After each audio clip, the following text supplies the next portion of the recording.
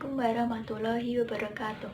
Perkenalkan, nama saya Dwi Kasih Rizpetaningrum dari kelas 11 MIPA 2 absen 10. Di video kali ini saya akan membahas tentang sistem saraf.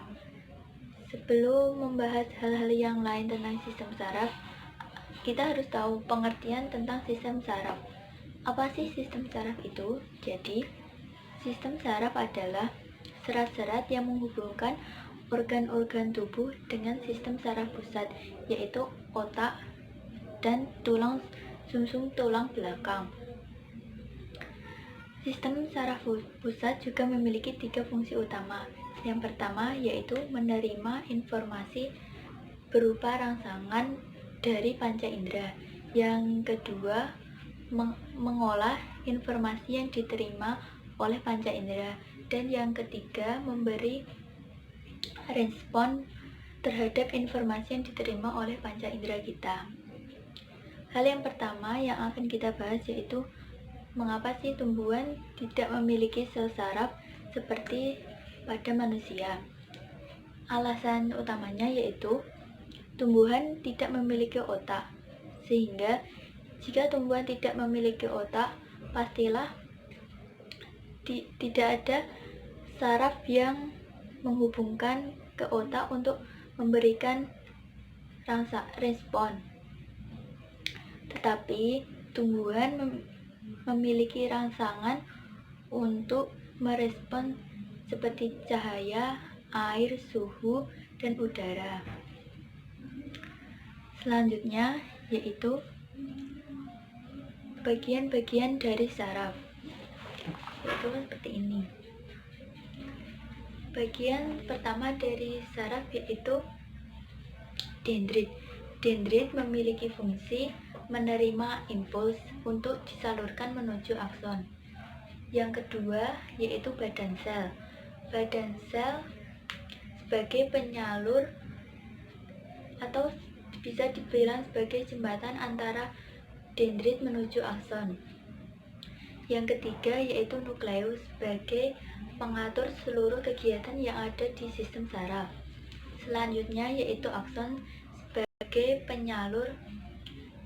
penyalur impuls dari dendrit untuk disalurkan menuju sinapsis.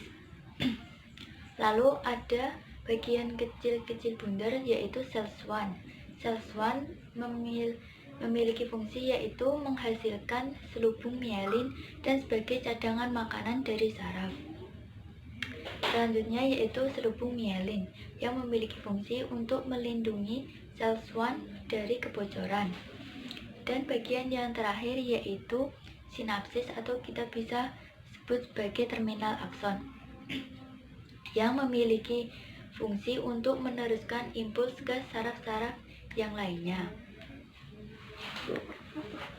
Selanjutnya itu apa perbedaan dari gerak sadar dan gerak refleks. Yang pertama yaitu gerak sadar.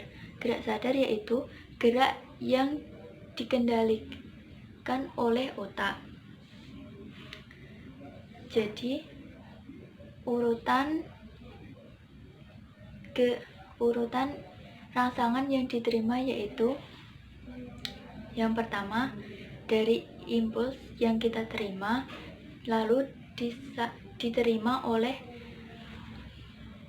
reseptor atau panca indera kita, lalu disalurkan menuju sel saraf, sel sensorik, lalu disalurkan menuju otak, dan setelah menuju otak disalurkan menuju sel saraf motorik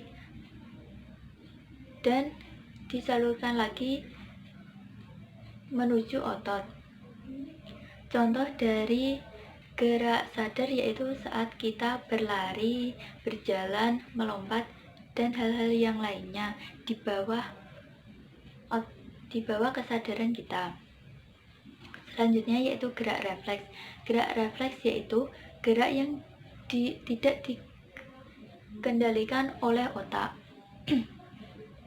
Jadi urutannya yaitu impuls yang kita terima Impuls diterima oleh reseptor atau panca indera, lalu disalurkan melalui sel saraf sensorik menuju sumsum tulang belakang, lalu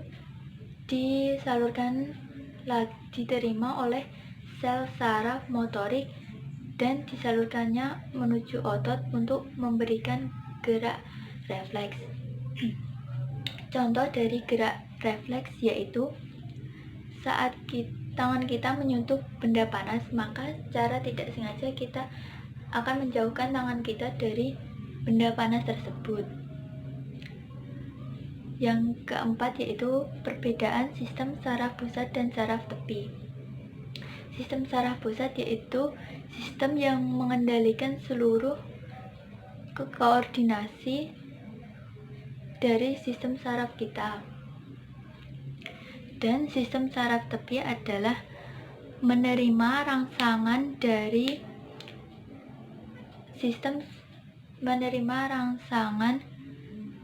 dan memberikan respon dari impuls yang sudah diolah oleh sistem saraf pusat.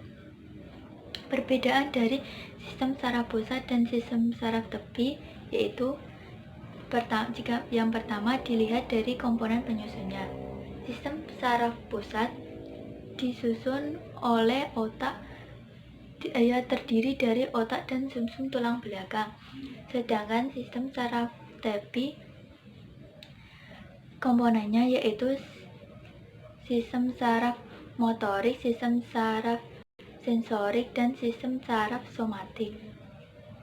Yang kedua yaitu dilihat dari fungsinya. Sistem saraf pusat memiliki fungsi menganalisis informasi yang diterima oleh panca indera kita.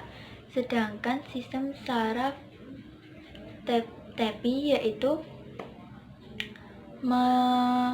memberikan respon untuk disalurkan pada organ efektor. Yang ketiga, jika dilihat dari kerusakannya, sistem saraf pusat memberikan efek kerusakan global pada seluruh tubuh kita, sedangkan sistem saraf tepi hanya memberikan efek lokal pada tubuh kita. Yang keempat yaitu regenerasinya. Sistem saraf pusat sebagian besar sel sarafnya tidak dapat melakukan regenerasi. Hal terakhir yang akan kita bahas yaitu mengenai perbedaan antara sel saraf simpatik dan sel saraf parasimpatik. Perbedaan yang pertama dilihat dari kegunaannya.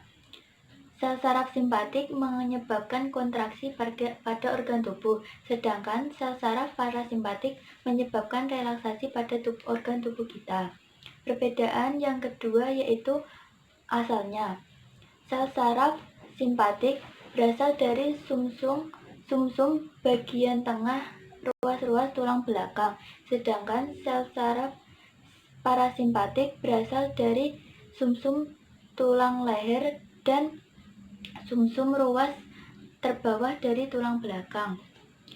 Yang perbedaan yang ketiga yaitu dilihat dari fungsinya. Sel saraf simpatik memiliki fungsi untuk mempercepat kerja organ tubuh kita, yaitu seperti mempercepat detak jantung kita, serta memperbesar pupil mata kita, dan fungsi-fungsi yang lainnya. Fungsi dari sel saraf parasimpatik yaitu seperti menghambat detak jantung kita dan memperkecil pupil mata kita. Dan perbedaan yang terakhir yaitu kontrol saraf atau cara kerjanya. Pada sel saraf simpatik bekerja pada kesadaran kita, sedangkan pada sel saraf parasimpatik kerjanya untuk menetralkan kerja otot sel saraf simpatik. Sekian dari saya, apabila ada kesalahan mohon dimaafkan. Wassalamualaikum warahmatullahi wabarakatuh.